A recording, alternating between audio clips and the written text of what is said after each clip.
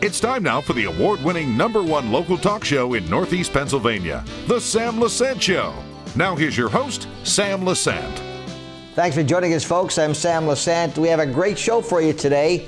A person I've known for many, many years. I'm sure you're going to really enjoy it today. It's a fun show. My guest is Mike Stevens from WNEP. You all know Mike from On the Pennsylvania Road. He is currently at WNEP, and they're good friends of ours. We always enjoy having the people from NEP on the Sam Lesante Show. Mike, how are you? I'm pretty good, Sam. Pretty good. How's yourself? Hanging in there. For a young old man, I'm doing okay. You know, I kid you because you're no longer doing on the Pennsylvania Road, but you are not fully retired, are you? No, I still do. Some blogs. I still do PhotoLink on Fridays. Do a podcast now and then. Things.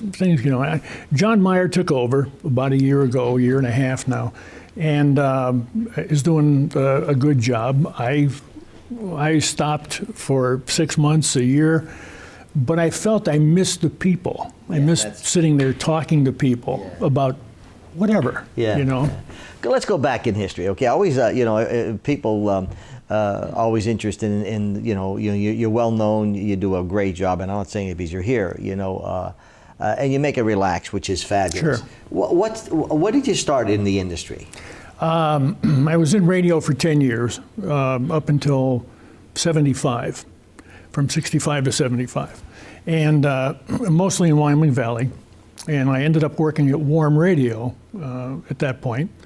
And got a call from the news director over at the station after a couple of years at Warm, and he said, well, would you like to come over and audition for a job in a newsroom?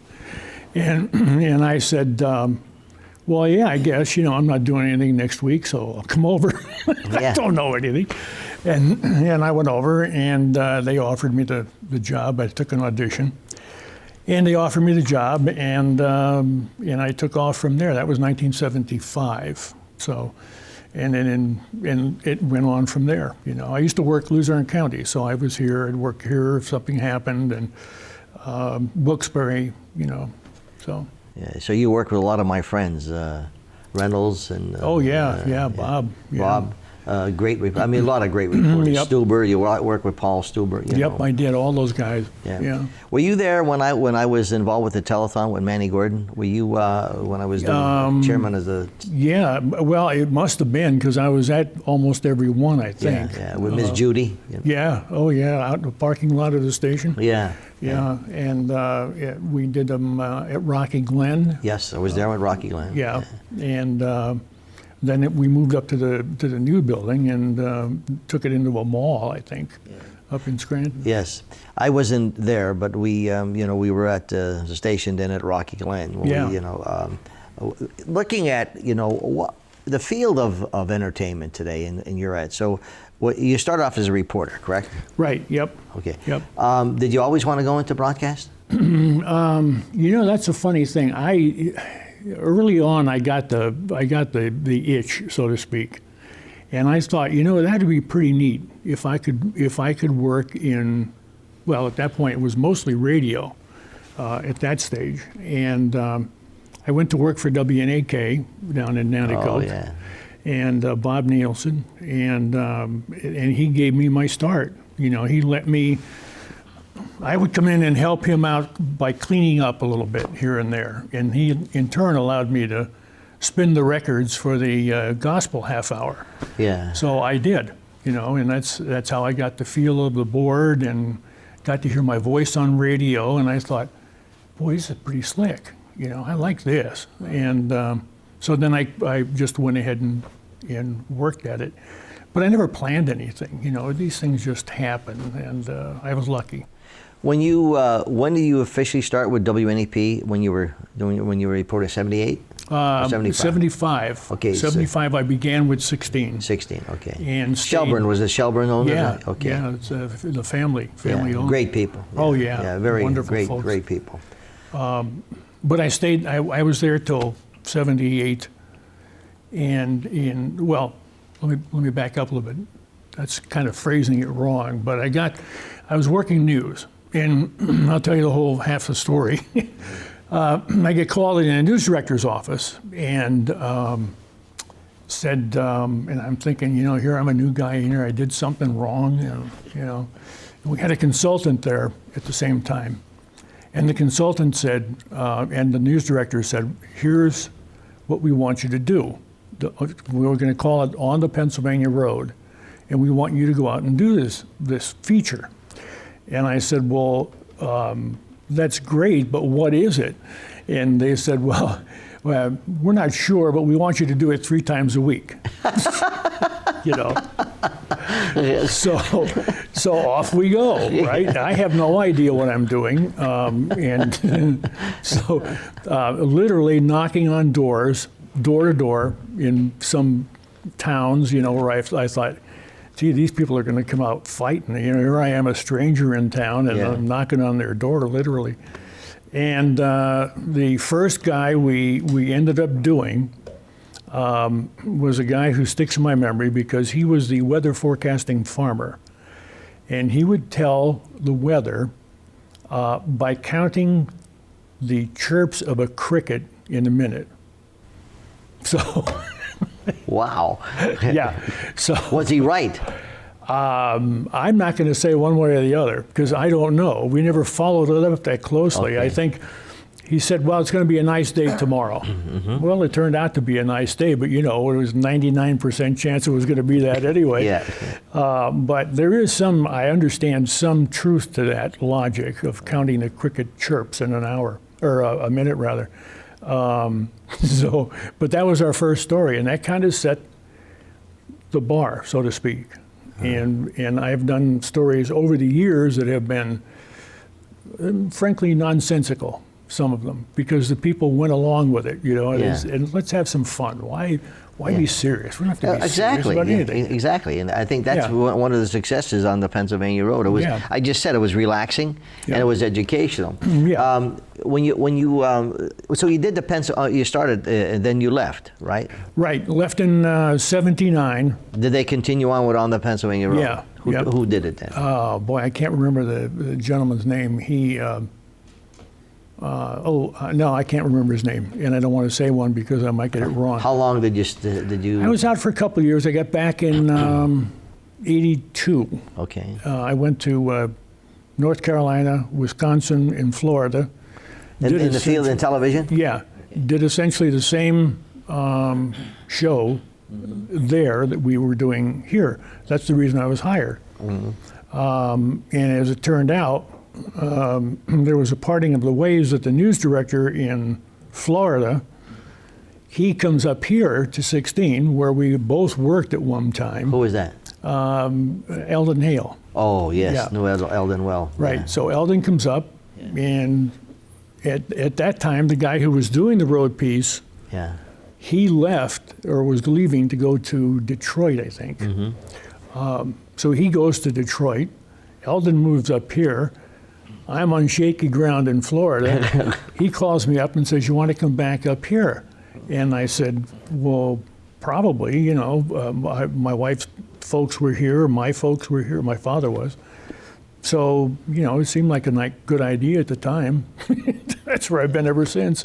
Eldon Hale, then did Stuber come in with him? Was Stuber with Albert? Yeah, I think he was in later on. Later on. Yeah. I mean, they really, they did a great job. Oh, yeah. I mean, still, you can see the station is booming. It's doing very well. Yeah. The people are all great, because when I worked with them for 10 years with Manny Gordon as the telethon chairman for muscular dystrophy, very, very nice. Very nice people. When you came back, in '82, then you picked up On the Pennsylvania Road. Yeah. Right? Did they give you a decision to say, or did they say, I want you to go back on the Pennsylvania Road, or did you decide that you wanted to do that? I was hired back to do the Pennsylvania Road series, and that was what they got me to do. So we would go out and do the same thing. I had a little better idea, Sam, of where I was going to go, but it's still. I can't tell you how we decide on what we were going to do, because it was just one of those things that happened.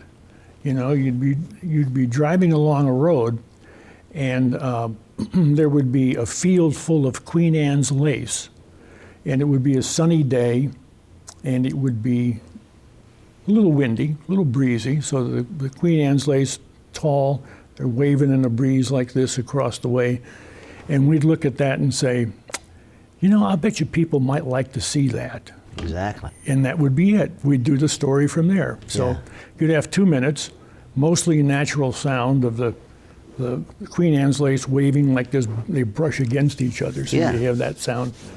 And a little bit of wind, you know, watch the cows over in the field, and that would be the story. And it's, you know, it's just like a sunset. Yeah, okay. it is. You know, looking at something like that, you had a great videographer. Oh yeah, we've had a couple of good guys. Yeah, I mean, they really were great to put in your, you know, what the verbal versus, you know, the actual pictures. Okay, folks, I'm talking to Mike Stevens, no stranger to anyone in northeastern and central Pennsylvania.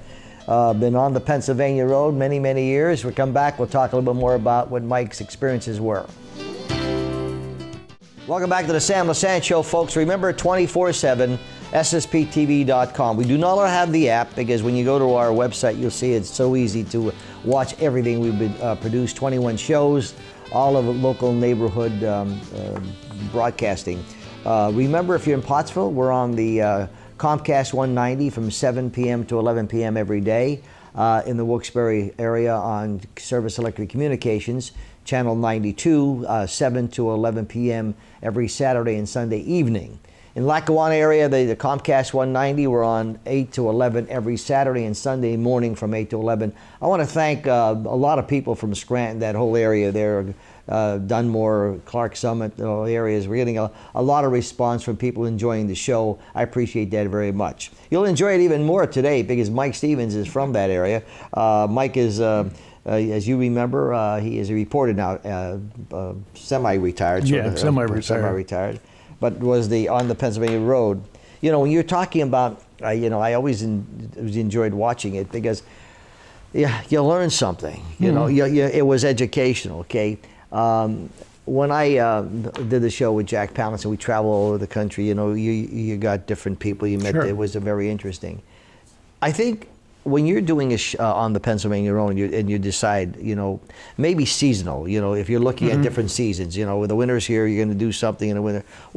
How did you then, what were some of the key things that you thought that really were, you know, very interesting to watch? Well, I always went for the seasonal things. You know, we'd always do at least one, probably two, of the of something that dealing with whatever the season happened to be. Yeah. And today I was driving into town here, and there's a church about a half a block up I saw that looks like it's made of, the exterior is made of flagstone. And I thought, boy, that looks like a nice little story. That'd be a nice, colorful thing to do on a day like today with some sun, not a lot, but the shadows would play a little bit. And the church is beautiful. I've never seen one made like out of that type of material. Yeah. So we went to, that's the kind of approach we would take. And we had a coverage area, or still do, I suppose, 21 counties, you know. So you could get in the car up on the northeastern section of our coverage area and drive to State College or Snowshoe, I think it was at that point. It'd be 5 hours later you'd get there. So that was our coverage area. So in other words, when you sometimes you didn't really have a plan for the day, did you? You just got in the car and said, well, let's drive, and we're going to go east or we're going to go west. Exactly. And as you just saw, you would see things that would pop up that were of interest. Yep. And fortunately, I had photographers. Who were more than capable of matching whatever I wrote to whatever they had. Oh, perfect. And they would shoot the stuff, and they'd say, "You see anything you want?" And I'd say, "I don't know. Give me some flowers waving in the breeze or something, you know." And that's what they would do, and that would work into the story. If there were cows in a field across the way, they would work in. Yeah. Because you can get a cow. You know, you go over by the fence a lot of times. They'll come over to you. And because they're curious, I suppose. Were you mostly zoned in on nature type shows or people that would do interesting things? I mean, I know there's a blend here. I mean, so what would be your preference, or maybe not a preference, because you may have a person that does horseshoes, okay, or something that's unusual that we don't see anymore. If you went to Jim Thorpe, there's a lot of behind the scenes stories in Jim Thorpe. I remember I did one with Jack Palance. I played Mr. Asa Packer, and you know, we had to learn a lot about him and his wife, which was interesting. So how did you look at those areas? We did some historical things from time to time, but would have people walk us through whatever we were doing at the Zane Grey Museum up in, I can't think of the name of it now, it's right on the New York border. But at any rate, the Zane Grey Museum, that was his house where he lived at one point and wrote a couple of stories. You could sit at his desk and look out at what he was looking at, sans motorboats, of course, but look out and see what he was looking at, and actually was inspired by to write the stories that he did. So we would have somebody talk us through that. If somebody was making something, we would do our best to cut the process down so that we could actually see it from start to finish. We had a guy one time, just comes to mind, made tops, little spin tops for kids. Yeah. And he made one of those for us, you know. If you made something and we could figure out a way to do it, we'd be there, and you would make it for us. And you might not think you're going to be able to do that in the beginning as a subject, but you did, you know. Well, you found, as you were doing the show, I guess as we have here, I get a lot of people saying, Sam, why don't you have this, why don't you do this, the girls show, there's different, or they'll suggest, okay. Sure. Certainly not as massive as, you know, because you're covering how many, 21 counties? 21 counties, something like that, We're getting 5, but the point is, taken in proportion, I get a lot of calls of the cover this. Did you get a lot of people that would say, Mike, why don't you cover here, why don't you do this? Yep, and that's fortunate because without them, I wouldn't know about these things. And they'd say, come out to the Bedford bed race. Why don't you do that? And Bedford, Pennsylvania is a far haul, but the fact that they raced beds, Sam, is what attracted me. You know, I could, and they did. Sure enough, they would take somebody and put them on a bed, and 2 or 4 people would push that bed down the street. You know, soapbox derby races. We essentially replayed those once or twice, and those were the kinds of things, though, that drew people's attention. We went to county fairs. I think we did every county fair in our coverage area. So these were all things that, I guess one of the ways I looked at it was. Suppose you were sick at home, you couldn't make it out anywhere, right? And you said, gee, I wish I could go to the fair this week. That's right, See? And I would say to myself, okay, we're going to give you a taste. Good. It won't be the real thing. We all know that, but I'm going to do something that will make you feel like you are at the fair. And that's what we would do, you know. Mike, that has been, knock on wood and thank the good Lord, that has been the success of what we do here. Okay, because we look at those people that are not able to do things, or not able to talk to Mike Stevens and get to know about him, etc., which is, you know, makes us feel good. Because, but you're exactly right, to be able to present that to a person and they feel good. Before I go to break, the interesting thing about when you did On the Pennsylvania Road, and Myers is doing a great job, you know, you took it out of the news genre. You made it more, to my, a documentary of interest, okay? It wasn't, you know, we may be upset we just heard about the news and you're mad about this, but when you watch On the Pennsylvania Road, you calm down a little bit and you're able to really enjoy it, and your voice is very soothing. And so I would say, oh, thank God Mike's on, because now I'm not going to be going through the ceiling here. Folks, I'm talking to Mike Stevens, no stranger to us in northeastern and central Pennsylvania, WNEP, good friends of ours, do a great job. I love the look too. I love the new look. It is pretty. It's very, very nice. Good. We'll be back right after this. Welcome back to the Sam Lesante Show, folks. 24/7, ssptv.com. My email is sam@ssptv.com. Talking to a person I've known for many, many years, Mike Stevens. You all know him from WNEP on the Pennsylvania Road. He is now still at WNEP, but sort of semi-retired. Are you enjoying your semi-retirement? Yeah, because I get more time to do stuff like this. I appreciate you coming on. We had Dave Bowman on, we had Clark on, and we had Scott Schaefer on, and I wanted to get Charla, but she left already. Yep. Continuing on the Pennsylvania Road. When you went to, when I went to Jim Thorpe and we had to do the story with, we were there from 7 in the morning until 12 at night with all the different things, and you learned different about what Asa Packer did when he talked to the president, etc. So I didn't anticipate learning as much as I did when I went there to play Asa Packer. So when you went and you did these stories, did you have an idea, but you really said, wow, this is interesting? Yeah, you do, and you can't help but do that, I think.